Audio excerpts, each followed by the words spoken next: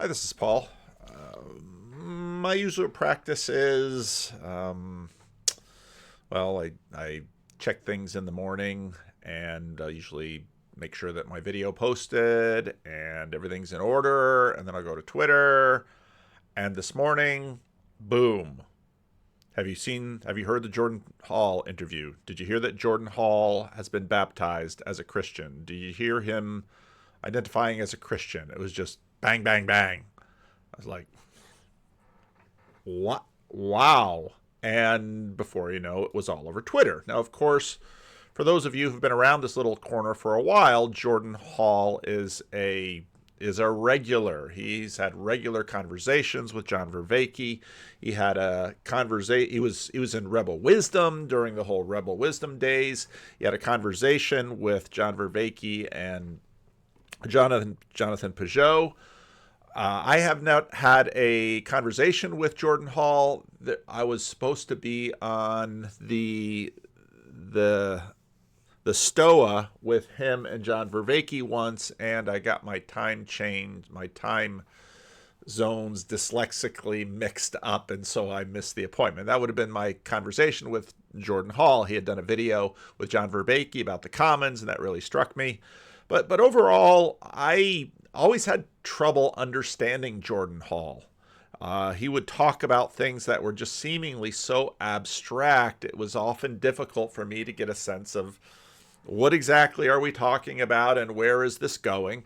And I didn't know much about his background or any of that, but I knew that he was just sort of in what I sort of labeled as the post-Christian corner of the corner. And he was very much involved with John Vervaeke's practice of religion that's not a religion. Now, some of you will notice that I am playing around with Descript. Descript is a text-based video editing tool. And I got turned on to this by Malcolm and Simone, and I've been playing around with it, finding its strengths and its shortcomings. And what's nice about it is you can very quickly find elements in a long conversation. It seems to struggle with long conversations, but John Vervaeke's Silk Road. I talked about this with Jordan Peterson. Yeah. I think there's an advent of the sacred happening right now. And the point of this, in response to the meaning crisis, and the point of the philosophical Silk Road is to put myself in service to this. I am not trying to found a religion, and thank you for reminding people that I'm not doing that. But I do want to put myself in service of it, be an embodied vehicle, try to just give people something by which they can participate with. What would that look like to try and enter into a relationship with that? And that's what I'm trying to do. And I think, right, nobody lives on the Silk Road. Everybody should go back to their home where there's the much detailed, thick description of the sacred. But the Silk Road should have a thinner. I'm using what's his name, Schellenberg, in his book, when he talks about thick and thin and strong and weak. The Silk Road should be thin, it should go for what is most shareable, but it should nevertheless be strong, be oriented towards real transcendence, ultimacy, right? And that way everybody can travel on the Silk Road and return to their homes, or maybe move to a different home. Right? So I really like his continued evolution of the Silk Road. Now, silk is really sort of perfect for this, because not only does it have sort of a historical referent in terms of the Silk Road that connected the Middle East to Asia and Europe to Asia, but silk also is very thin but surprisingly strong. And so he talked about the silk being thin and strong. And then I talked about C.S. Lewis and the hallway. But Jordan Hall was very much on the Silk Road before, as John is putting out the Silk Road and continuing. One of the things, continuing to refine it. I have to learn. I'm listening with this tool. I'm listening to myself. How often I don't finish sentences, trying to be a little bit more disciplined in my speaking. You think after being a Christian minister for how many years, I'd get a little bit more disciplined in my speaking. Anyway, Jordan Hall was very much part of this Silk Road project. And the podcast that this is on, Emerge, Making Sense of What's Next, podcast by Daniel Thorson. I'll put the link below. Wow. Just wow. I'm not going to go through the whole thing right now. I don't have that kind of time. I've been really wanting to dive into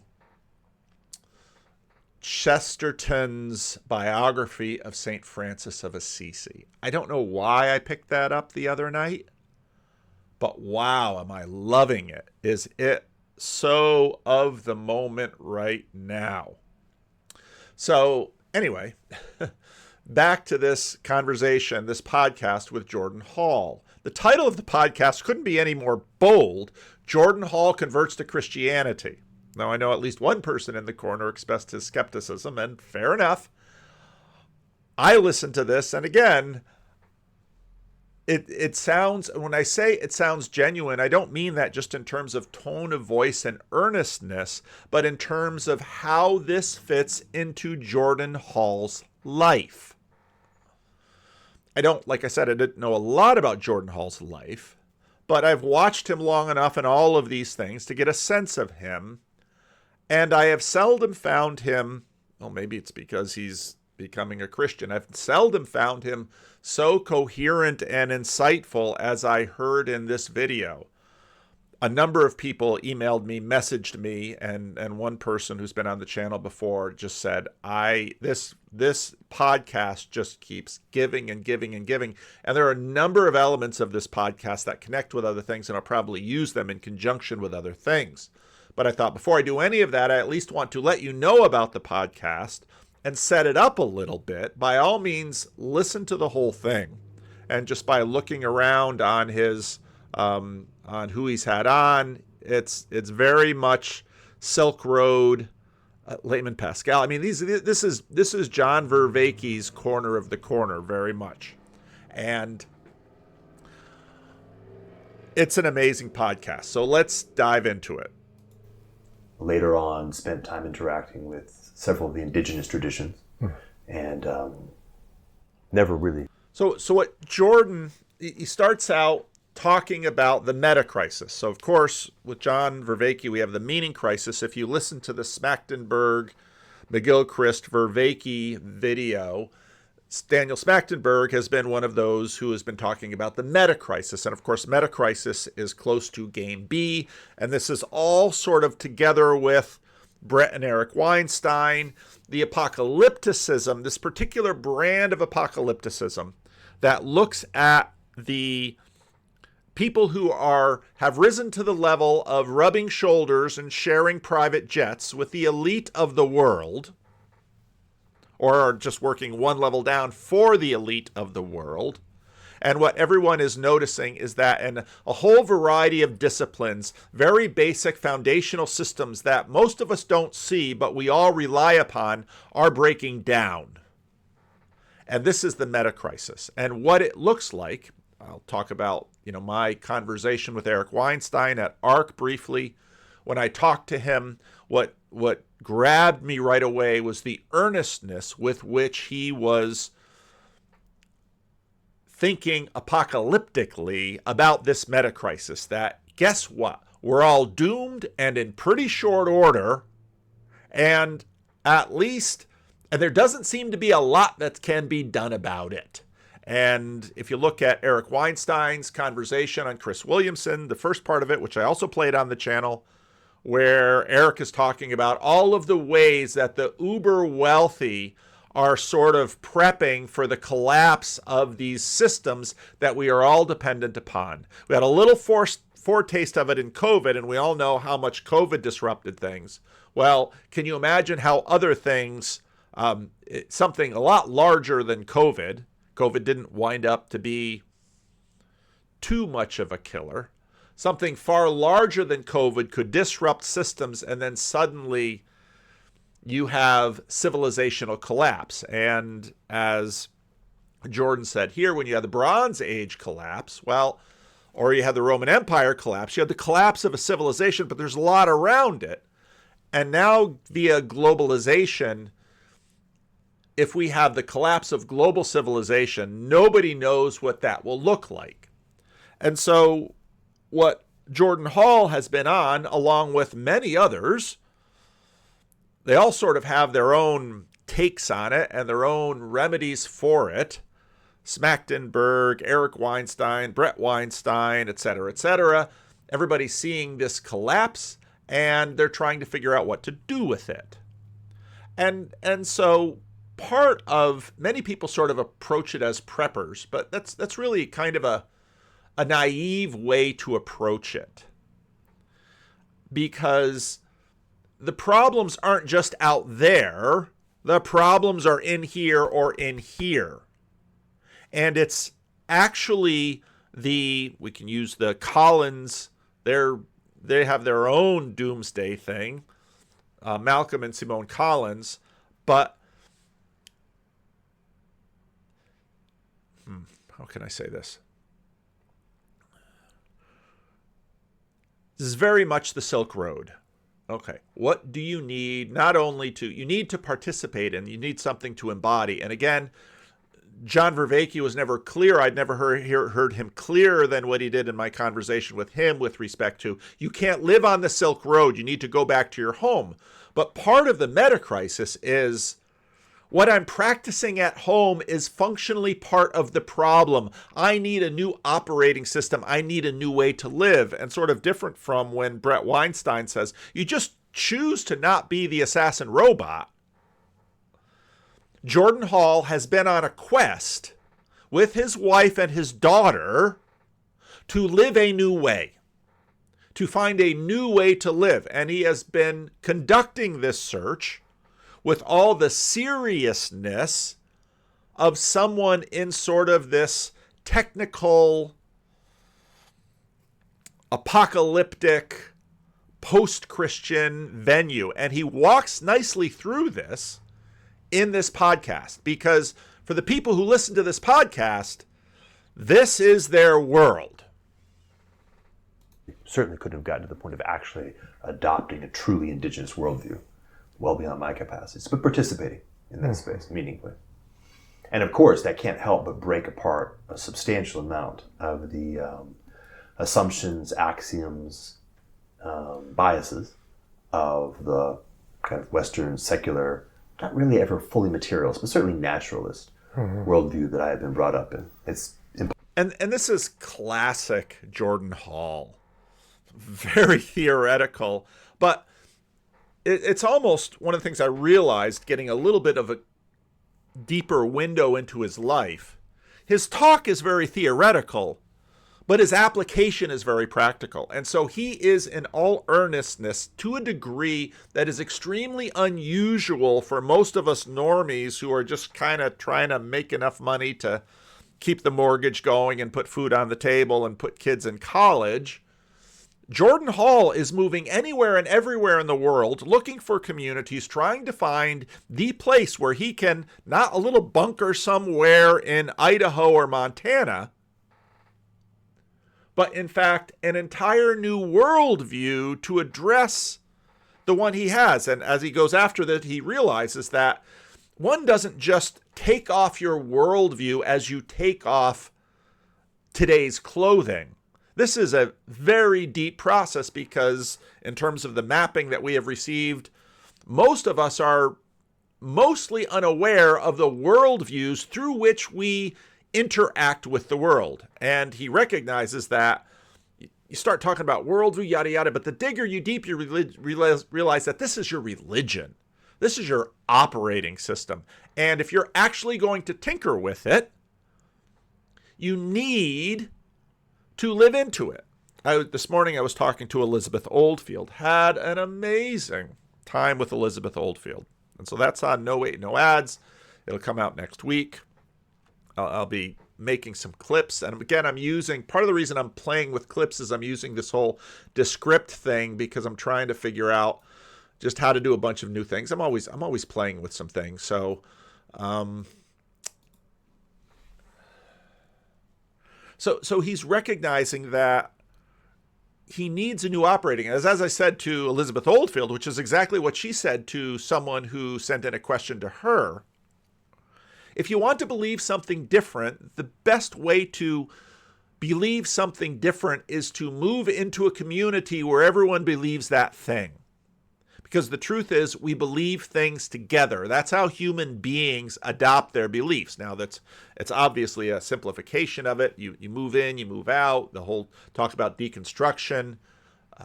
Elizabeth Oldfield and I talked quite a bit about deconstruction. But all of that is involved here. So he decides he's going to move in, and he and his wife and his daughter are going to become, in many ways, different people. Possible to make room for that much differential without breaking down some walls. Mm-hmm. So that was that. And then we get to the Sivium moment. So the Sivium moment was where there was a feeling that both the work at the level of, say, now this is maybe in the category, the previous conversation of spirituality. Mm-hmm. The notion where psychology and mind break open to a much larger category.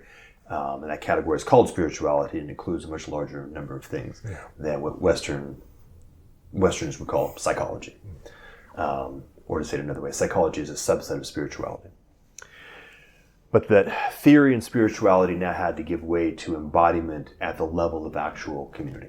Mm. So we couldn't do game B. I couldn't do the game B mind solo.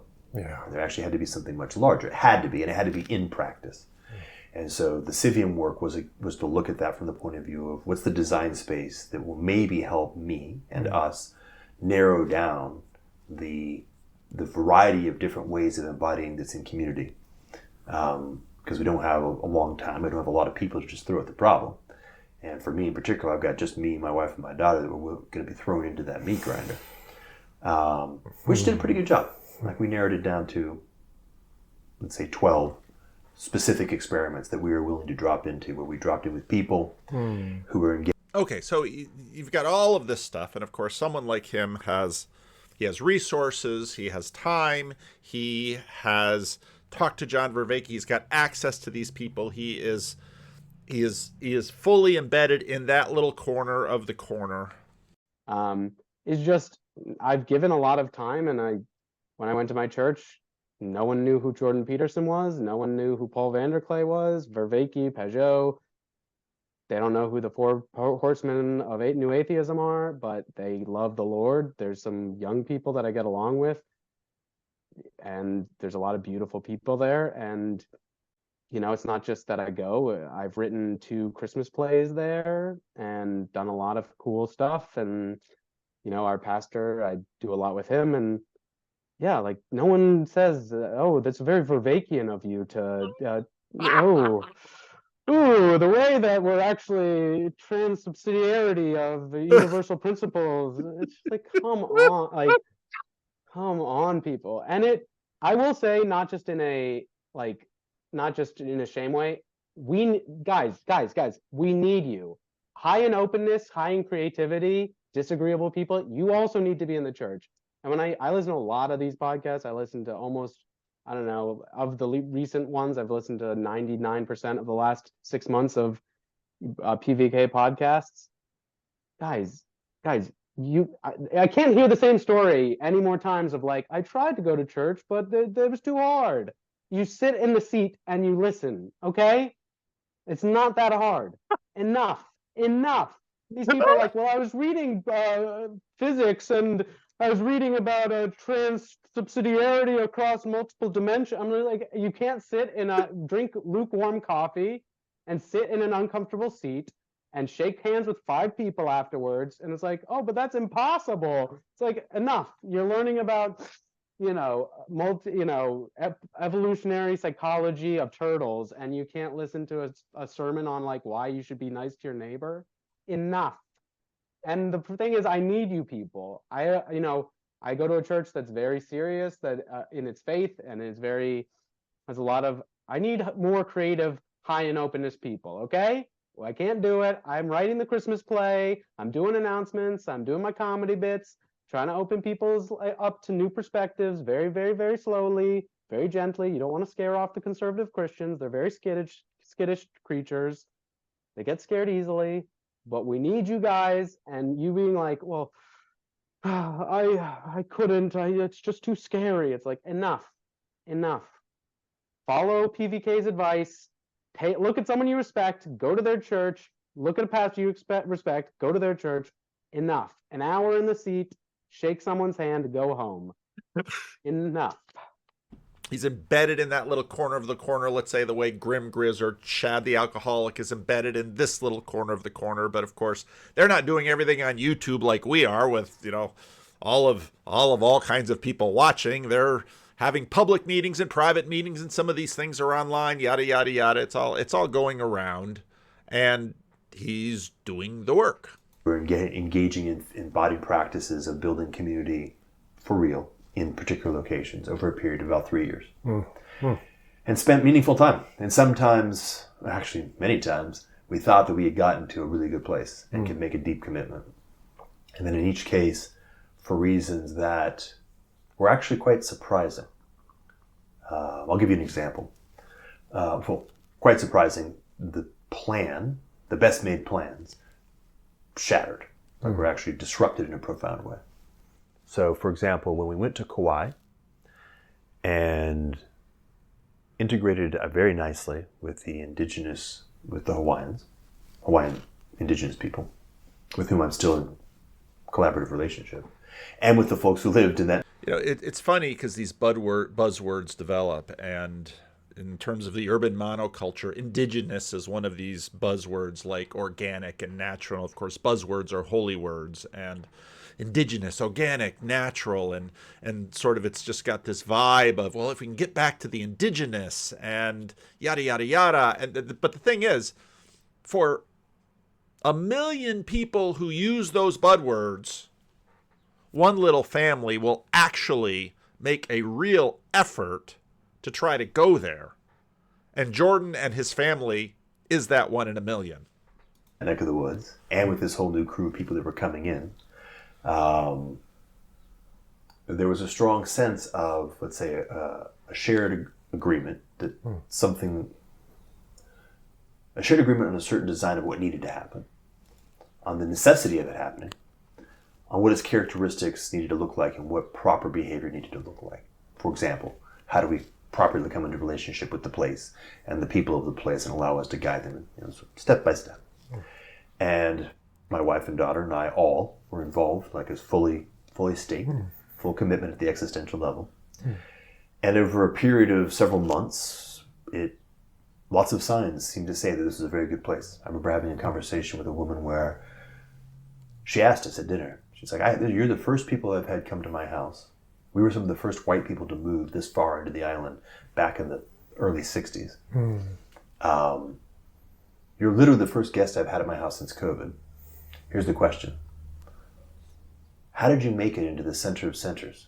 Why are you here? And her sense was, for some reason, we were supposed to be there. It was very surprising to her and very surprising to us. Right? So a sign that we were on the right path. Ultimately, and there's a very large amount of work that's done, we find a home, we find a plot of land, we have this building community of people that are quite interested in building, let's say, a civium kind of thing in this space, building a new religion. That's not a religion. And I managed to muster a capacity to make an offer on this home that's going to be our base camp that will then allow us to then move into the larger property. Turns out I meet the individual who owns the house. He was on a very interesting life journey similar to my own, and his current home in California was about 10 minutes away from my current home in California. So I went and had coffee with him. Turns out the guys who actually originally built the house were a very famous, locally world famous crew of Texas wrestlers in the 70s, who I was passionately, fan of back in that day. Like, all right, I am the degree to which this is the right place is off the charts. So I said, all right, I'm in. I'll make this very large stake to make this thing happen, which then is the next step. And we actually had some people who, when we went back to California, were wrapping up, we're moving, everything shutting down. People who were already staying in that house, preparing it for us to arrive. And on my birthday, by the way, was closing day. Well, we're not closing day, but signatures day. We're going to sign the documents. Perfect. Offer acceptance. So They made an offer. I made the offer on it. Offer acceptance. On that day, they get 2 offers, all cash, at 20% more than what I was offering, which I was at the limit of what I could do. This is the example of like this surprising, like, wow, what the heck just happened? Almost not just demoralizing, but disorienting. All right, this model that I had built of what proper action, what proper choice looks like, that I have now cultivated. And this is, by the way, like the 5th or 6th rodeo. Still isn't right, and it's a yank, like a hard yank. And in the process of saying, okay, learning more, of stepping away from that sort of put that whole journey in the rearview mirror, and we kept trying. So 2 or 3 more bites at that apple, and equally deeply invested up to this point now, actually having put all our stuff in pods and moved from San Diego. We finally are now recoiling from the most recent disaster in Ecuador, where I've actually, by the way, gotten very sick. And I'm literally at my parents' house. How funny, right? In Texas, because we have no home and nowhere to go. Really wondering what's going on. And maybe this is the point where the humility is set in deep enough. And Vanessa says, well, let's go to Asheville, North Carolina, which weirdly enough is literally the last place on the list. And I mean this, we had this list of places that people had recommended, that we had eliminated many, we had added certain ones. As you know, we did an RV trip in late 2020. We went all the way up to the monastery, the high point of the map, and then came all the way back down. And on the way down, we had Asheville on the list, and we skipped it. The only place we skipped on the whole trip. We just drove right past it. She said, all right, last place on the list. Let's go. Let's at least check it off. So we visited. And weirdly enough, although our Airbnb was in Asheville, we chose to fly into Charlotte and drive into town. I'm not sure why. You can fly into Asheville Airport. And let's say somewhat randomly, we were going to meet the one person who we had been introduced to. We didn't know anybody in the whole region, but the one person we'd been introduced to. And he said, why don't we meet in Black Mountain? So we met in a little coffee shop in Black Mountain, which, by the way, as it turns out, was founded by one of the members of the church I go to. So we met there. We happened to walk around a little bit. Beautiful, like a very strong sense of, like that. Positive. Went to Asheville. Very nice place. It wasn't the right place for us, but we didn't have anywhere else to go. So we decided on January 15th of last year to just pull up stakes, got a 3 Airbnbs in Asheville, and my mom came with my daughter. Like, all right, let's check this place out. So we did one, we moved to the next one. By the time we got to the second place, I said, you know what, why don't we just eat all the deposits we put on these? I think the answer is going to be Black Mountain. I see an Airbnb, we can get there, let's do it. Sorry, this wasn't January 15th. This was actually like December 21st of last year. Not this most recent December, but the one before it. So we did it. We went up there. And it turns out to be a particular day called Holly Jolly, which is kind of like everybody open, all the lights are on, all the businesses are open, everybody's kind of out playing music. It's a festival. At Black Mountain. At Black Mountain. Oh, wow. So a very nice impression. Yeah. And we were staying walking distance to town. Now remember, I've got all this city and stuff in the back of my mind. Like, what are the design criteria for what the minimum viable form of human collaboration and ways that we live must look like? Right? So I've been looking to build this, and looking for ingredients of what it might look like to design it. And now I'm taken by the fact that, yeah, this is a really good example of the kind of thing that you'd want to see. And so January 15th, we pulled the trigger. We get an Airbnb at Black Mountain. We said, we're going to try to figure it out. So we're staying in town. And now every day I start having these experiences of, let's say, wholesomeness and heartening. And in some sense, very simple stuff. Just walking around town, and some old couple on their porch waves and invites me and my daughter to come up. We walk up to the porch, we sit down and have a chat with them for an hour and a half. The next day we're walking along, and 2 ladies who just moved into town, retired from being school teachers, invite us to come to the potluck for their housewarming, out of the blue, which is not that crazy, but in the real world, in the world we live in now, it's actually kind of crazy. It's the way it ought to be. In some sense, it's a very simple way of doing things. And I should mention, by the way, the 2 ladies, they're married to each other.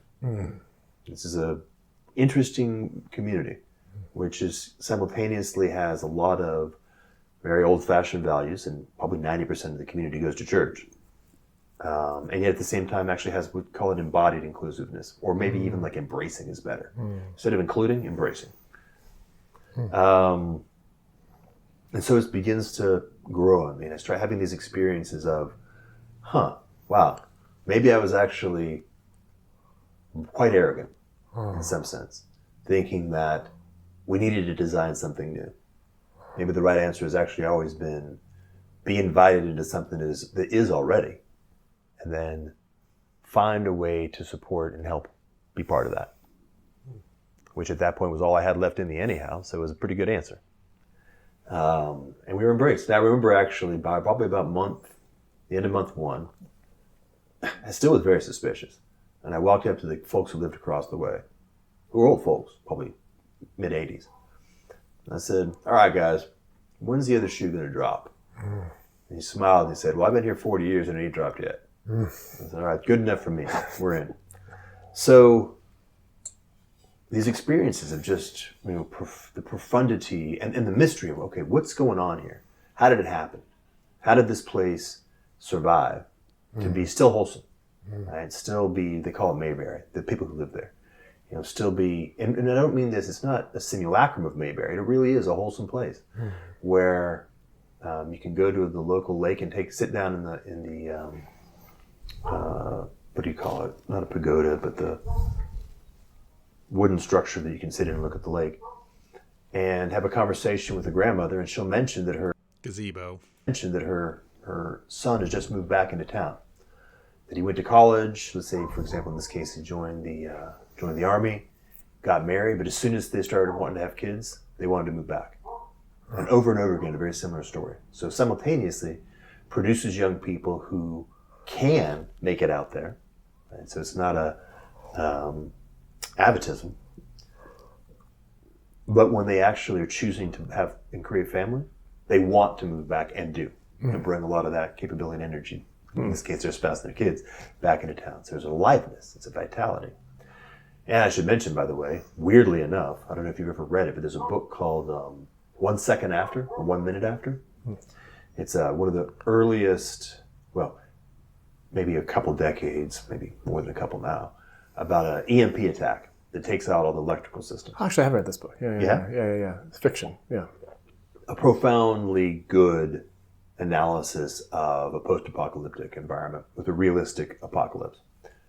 Which, by the way, during the Game B days was pretty high on the list of realistic apocalypses. But here's the point. A sizable fraction of the people in town have read this book.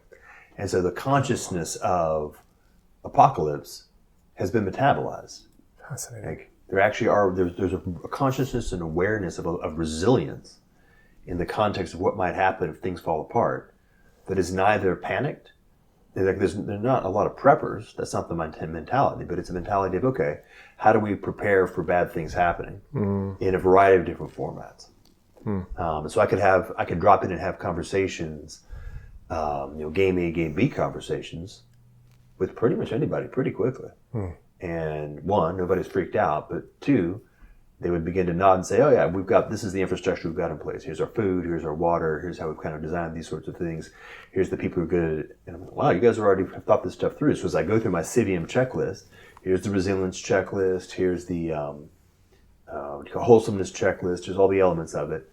And then because of the vitality of the community, I've actually been able to find collaborators at the same level that I've found anywhere else in the world, like very high level capabilities with very diverse backgrounds. So I know that some of you listening to this, especially the same-sex reference, will sort of, recoil, and you might say, well, this is, he's just picking the place. But what about the conversion? Well, this church did baptize him. He said, well, what kind of a church is it? Well, I don't really know. It actually sounds Calvinist when he starts getting into it, but let's keep listening. Backgrounds. We've got people who've done missionary work in North Korea for decades and know it quite well at an intimate level that very few people do. So then a day comes along where I've been, what's the right way of describing it? maybe it's a little bit like body work. You ever had a really good body worker? Yeah. Who kind of put you through your paces, but the muscles have finally gotten supple. Mm-hmm. So I've been kind of made supple. Mm. We're invited to a birthday party, not by the people who are throwing the birthday party, but that's perfectly reasonable in a real community. A kid's birthday party. So we go to the kid's birthday party. It's a raucous affair. And as we're walking around and talking to various people, two of them invite my wife, Vanessa, to their church. And this is kind of the last piece, the last, how would you say, chink. I had still maintained, in spite of everything, an allergy to church, in particular Christian church. I noticed it, like what's it called? What's Benita call it? A tightening of the body. Oh, well, hold on now. How funny, right? Through all this journey, all the different things that I was willing to explore and dive into, and the craziness that I went through. And the thing that is the actual foundation of Western civilization and is the precursor to all of the processes that I'm capable of thinking and aspiring to from the West was the one thing that I was still very much, and allergic is the right term. Yeah. I'm irrationally averse to. But I had become supple. So the answer was something like, why not? What's the worst thing that could happen? Let's just give it a shot. And amazingly enough, as it turns out, that Sunday, I was already scheduled to go to an AI conference in San Francisco, which, by the way, was the first time I've been to San Francisco since before COVID. So my wife and I have very distinct experiences. I experience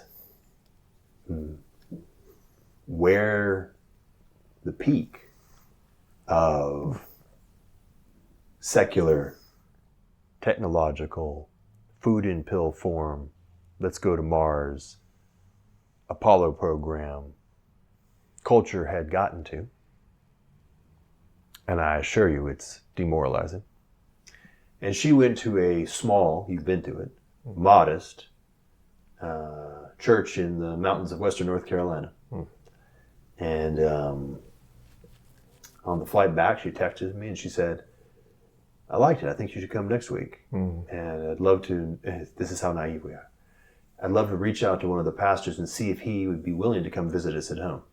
Think about that. Obviously now I know that it's not just willing, but in some sense mandatory. If somebody expresses interest in Christianity and they're not currently Christians, a pastor is going to come visit their house. But we didn't know that. So she asked and he agreed. Gordon, the elder, the oldest one, he came and visited. We came on the following Sunday. And with, I think, the exception of the summer when we had to leave town, because our Airbnb had expired and we still didn't have a place to live. And one time I've been traveling. I've been to that church every Sunday since, and been to house church every Wednesday since. And the experience for me of going to a Christian church, which I think, obviously, in some sense, I'm very lucky. There's many different variations on the institution that I would have bounced. But I didn't bounce. I had basically 3 experiences. The first experience was the obvious wholesomeness of the people and the families that were there, which you've seen. Yeah. It was just Vivid. Yeah, good word. Oh. Yeah, just amazing. Just so. Now, I'm also aware that for some of you, you live in the midst of wholesomeness all the time. Your life is so wholesome, you don't even know how wholesome it is compared to other lives. And this is something that for someone who grew up in the church, in a good family, in a good denomination, surrounded by Christian people, often Christian clergy, I have been surrounded by wholesomeness for so much of my life that every now and then I need somebody to come in from the outside and just look at me and say, you don't know what you have. And so for some of you out there, I want to reinforce that because it's a shock. And there's a lot more that could be said about that, but I don't want to interrupt this story too much because it is profound. I'm not going to play it all the way to the end. He goes into a whole bunch of different things, which are really fascinating in this podcast. So my goal here is not to sort of swoop in and take take hits away from the podcast. Those of you, I had never heard about this podcast, but I don't know, it's got 140 stars on podcasts. Unlike YouTube, which is of course sort of a walled garden, it's always sort of hard to know how much reach any given podcast has. Heartening. The second was when I actually listened to the sermon, and in this case, by the way, Brandon was the pastor that time, so same one you heard. The experience I had, and this was, by the way, from Paul, so tougher stuff. I think it's actually some of the stuff that at a cultural level might be a little difficult to swallow. The feeling I had was my own discernment was, for the most part, yeah. Like, I haven't heard it said this way, but there's nothing that you're saying that strikes me as being off, except for twice, where I had a contraction. That's Benita's word. But when I reflected on that, in both cases, I was the one who was off. Like, my deeper sense was, no, that's true, and you don't like to hear it. That kind of a thing, which is good.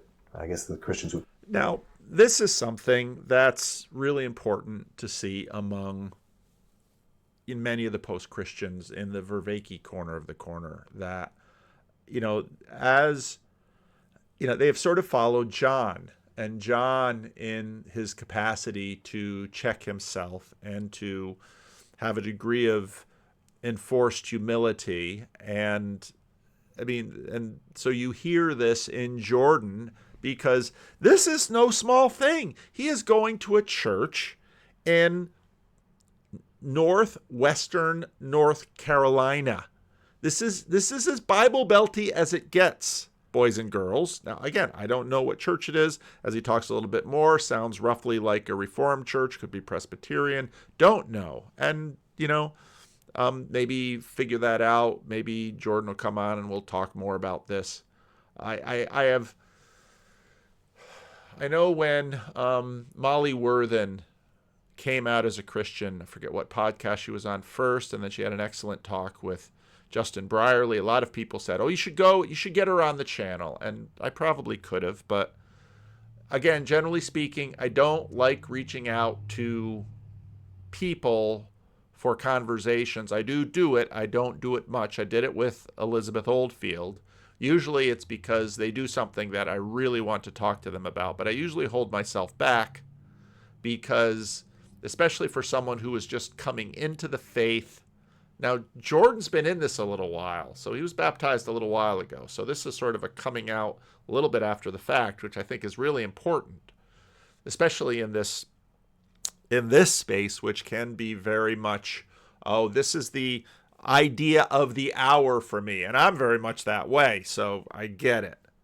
But when people are new in their faith, you give them too much spotlight, it can kind of be a dangerous thing. So I want to be sensitive about that.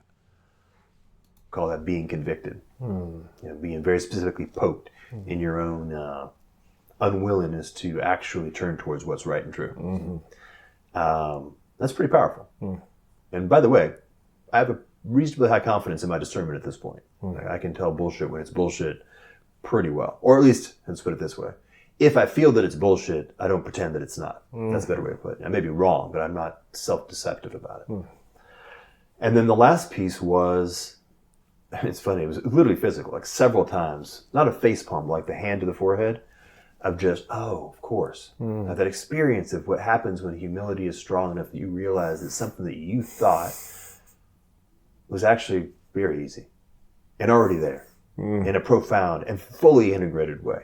It's like, of course, you couldn't possibly do the kind of thing that we need to do if human beings aren't willing to come on a continuing basis and give their time and attention together, focusing on the most meaningful things in a deeply committed, orderly way, i.e. go to church. Right?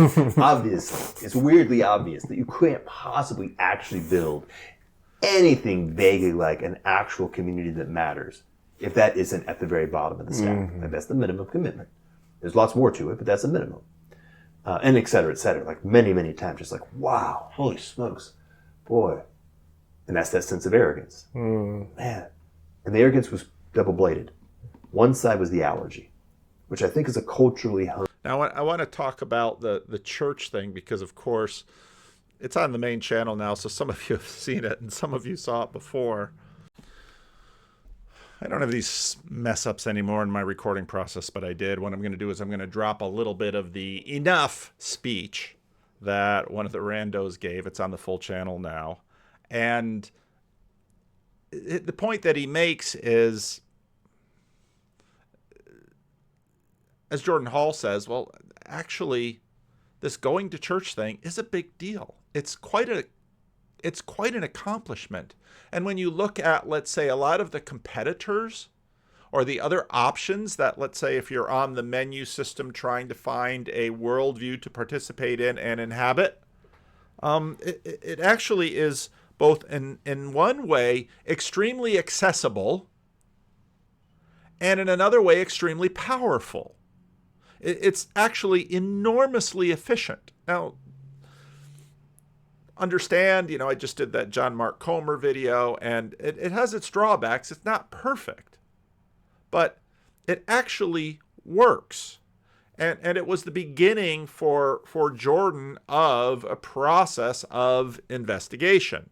And et cetera, like many, many times, just like, wow, holy smokes, boy. And that's that sense of arrogance. Man. And the arrogance was double-bladed. One side was the allergy, which I think is a culturally honed thing, right? Nothing in our culture has been more, how would I say, negatively propagandized than, in fact, Christianity. And this isn't that complicated. I mean, you're hardest on yourself. You're next hardest on the people you hold closest to you. And strangers can oftentimes always get the shiniest version of yourself. Same thing here. Western culture has been hardest on Western culture. And Christianity is at the very center of that. And there's some meaningful malevolence of people pointing directly at it. So part of it was that. Part of it was just simply inheriting, growing up in the 70s and 80s, when postmodernism was kicking in, when the new atheism was kicking on, and even if it was just being absorbed from the side, that allergy. But the other piece was actually just the, let's say, remnants, although, of course, with proper humility, it probably aren't the last. This probably isn't the last step of continuing to be carved out, but of intellectual arrogance. Like the sense of, no, we need to invent something new. Right. And we can. Yes. Because we're so fucking smart. Right. And they were so fucking dumb. Yeah. So then I was stuck. My model of what proper community looks like, and frankly, my model of what religion looks like, was mapped. This is it. It's right here. Well, I can in good faith continue to participate in this church and be part of this community if I'm not actually going to at least honestly endeavor to explore what they say they believe. So I did. And so for the very first time, I really started cracking up what you call my theological mode, which has now been running hot for a year and still is super immature. I'm reasonably confident that has no end to it. So for as long as I happen to be on this particular earth, I will continue to delve into it. And what I experienced thus far has been is it opens more and more the more you delve into it. And you've got some questions, but I actually had a series of blockers. Like, here's things where I really reflect on it. I can't swallow these things. This is tough, so I'm going to have to work on them. I had challenges around the doctrine of sinful nature in this category called total depravity. I had concerns around the meaning of the crucifixion and salvation. I had concerns around historicity and the notion of fiction and or literalism. I had concerns around the Trinity. And then, as it turns out, I had concerns around what appears to be an incoherence between a doctrine of predestination and the doctrine of freedom and or responsibility. Now, interestingly, the first four I've worked through to the point where I can in good faith say, oh, actually, I didn't understand it properly. And as I've gotten to a deeper understanding, I get it. And I feel very good about it. And therefore, I felt very confident 3 months ago of taking baptism. And the last turns out to be not that important. It's a really fun theological thing to chew on, but you don't have to actually have a particular perspective on it to be able to be in the faith properly, I would say. But the caveat here is, I'm very much a novice in this stuff. And in most cases, my understanding is going to be quite relatively thin. I've read now for about a year the Old and New Testament, by the way, in English. I'm not going to even try to run an Old Testament in Hebrew and New Testament in Greek, with the help of ChatGPT in some circumstances. I've read a substantial work of what are called the Apostolic Fathers, and then I think the Church Fathers. So I'm up to about the Cappadocian folks horizontally. I'm reading up from the oldest works. And then I've probably read probably about 10,000 pages of contemporary theology. Most in the Western tradition, not all. I'm actually reading a really wonderful book called For the Life of the World, which is actually coming from an Orthodox writer. And it's amazing. It's mind-blowing. And I've continued, by the way, to delve into stuff like, John has pointed me to this wonderful work by a gentleman who's looking at Neoplatonism, Christianity, and Heidegger in the context of pure relationality. This is John Vervaeke. John Vervaeke, yeah. So continuing to delve into the place where philosophy connects with theology. Yeah. But that's where we are. Yeah, wonderful. Yeah. So Now, if Jordan shows up somewhere and you're an ortho bro, or you're a trad Catholic, or you're young, restless, and reformed, or you're whatever, just go easy on him, okay? Just please go easy on him, because what you grew up in, or maybe what you found 2-3 years ago and have been submerging yourself in and you're all excited about, that's wonderful. But we're all different, and it takes a while. And I know some of you are living your Christian life up here, and you're never going to church. You're not embedded in a community. You're not actually doing anything with anybody else. Up here is always way less real than everything down here, and you're only really going to learn the real thing by participating. And this is what Jordan knows, and this is what he clearly knows in terms of his whole story. And this is what he is pursuing.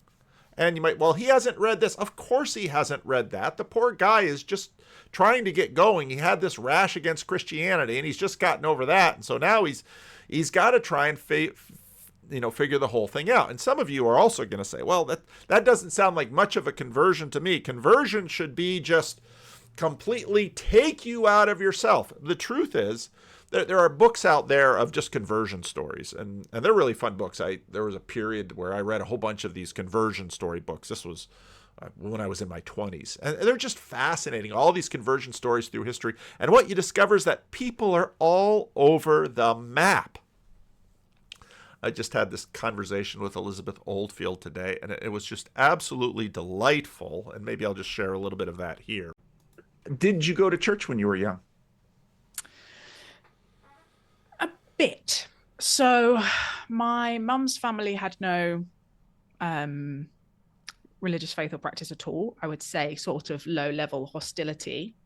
In a way, there's quite patches of the sort of British working class, I would say, for several generations have felt very disenfranchised by church, not relevant to them, didn't want to be preached at. It's just like snobby, snooty place to be. And that was my mum's family's reaction to the idea.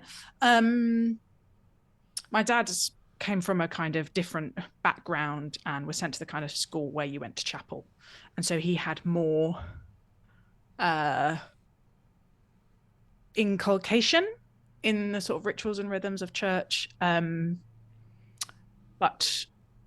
there was no kind of, there was no discussion of it in the home.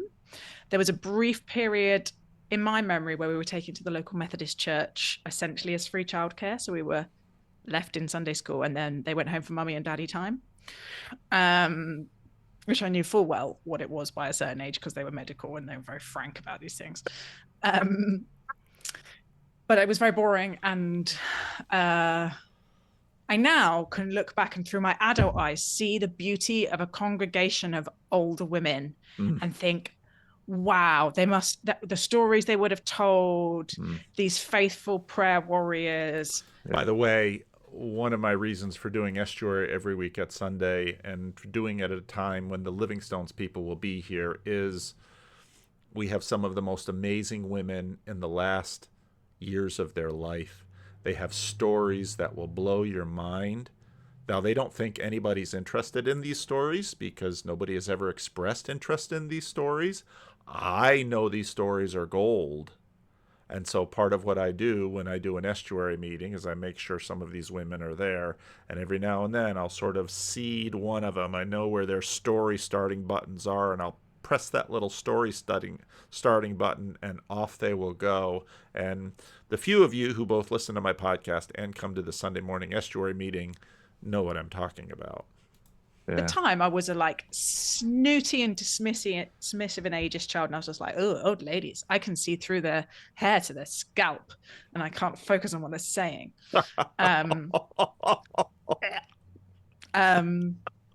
Yeah, so I wasn't particularly enamored or connected. I think there was then a gap of several years, but honestly, none of us really remember. I've sort of gone back to try and stitch this like bit of my testimony together, and I'm not entirely sure of the chronology, but at some point between deciding I didn't want to hang out with the older ladies at the Methodist church on my own while my parents went home, and then being in, which I think was kind of 6, 7, 8 maybe, when I must have been about 14, I was then taken by a friend's youth group to a Christian festival, and there had a very powerful, charismatic, ecstatic experience, which felt like the beginning of something real. And did something take right then, or was it kind of an isolated experience that bore fruit later? No, it was a real, this is the world has changed around me. I have such a strong, I've tried to write about it a couple of times, and it's one of those real like words are such a left hemispheric thing, right? There's the who is it I was reading talked about trying to capture God in a cage of concepts, and every time I sort of try and sidle up to what happened there, and you know, my kind of writerly ego is like, I can definitely describe this experience, it sort of just stops dead. So yes, I remember not being a Christian before, and then standing up and being like, oh, well, I guess this is it then, I guess. So you got mugged. I guess I'm in. Yeah, I really did. And I prayed, God, if you're there, will you show me? And it was like, yes, I will. What you asked for. Yeah, it was undeniably answered in the most dramatic possible way. Skeptic's naive prayer. Yeah. So what did your parents think of this? All right, so I'll be playing with this in Descript, and I'll be maybe feeding a few little teasers out to the internet, and next week I'll release the whole thing, and if you want to see it, it's in no ads. But by all means, listen to this podcast. He goes from there, and as somebody wrote me, he said, I keep listening to it, and it just keeps surprising me. And so, you know, of course, dependent on what other things sort of capture me in my ADHD ways. If you're not going to listen to the podcast and just expect that I will treat the whole thing eventually in my very disciplined, systematic way, you obviously haven't been paying very close attention to my channel. So listen to the whole thing, because it's quite remarkable. It is, and again, this is Jordan Hall. He is a known quantity here in the corner. And it's a remarkable podcast. So, and you know, my conversation with Elizabeth Oldfield was remarkable too, but very different. Very different. She would go on to deconstruct. She would go on to lose her faith. And so we talk about deconstruction and some of those kind of things. And I'll probably make a little clip about that and put that out. But yeah, by all means, check out the Jordan Hall podcast about Jordan Hall converts to Christianity. The link is down below. It's amazing. I couldn't stop listening to it this morning. So I can't wait. Again, part of what is we're doing in this, especially this corner of the corner, is Grim Grizz is gonna chew on this, and And Chad is going to chew on this, and some of the other channels are going to chew on this, and some people are going to, Sam's going to want him on his podcast, and. So buckle up, I think, and people are going to discuss it. People are going to share their minds, and they're going to be cynical or skeptical, and they're going to be upset that these on and on and on and on and on it's going to go. But it's remarkable, so don't miss it. Don't pass it by. Leave a comment. Let me know what you think. Good, bad, right, or wrong.